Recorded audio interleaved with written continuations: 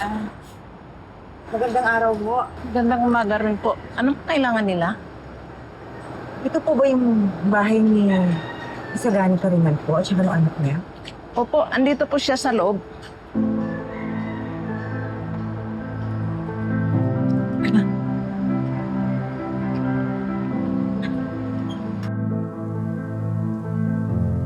May naghahanap sa'yo.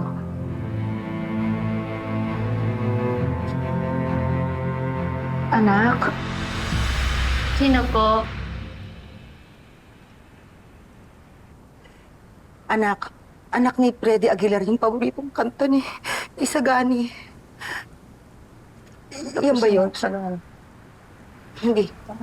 Hindi ho siya. Hindi po siya ang kaibigan niyo? Hindi ho.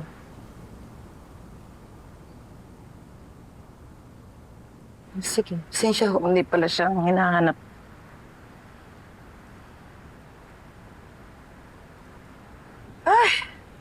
Nakaka-disappoint ka naman, Dong. Ano ba naman yan? Maling Isagani naman yung nahanap mo eh. Umupila pa naman ako nung makikita ko yung anak ko. Pasensya na po kayo, madam. Alam mo, maganda ako. Pero may hangganan ng pasensya ko, ha?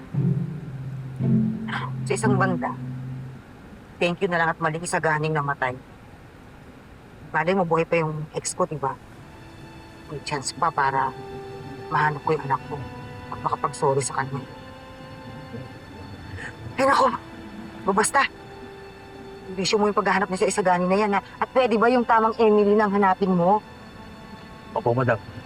Paasa po kayo. Aba, dapat lang. Mahal-mahal ang binayad ko sa'yo, no? Dapat lang na masulit ka. Sana makita ko na yung mag-ama.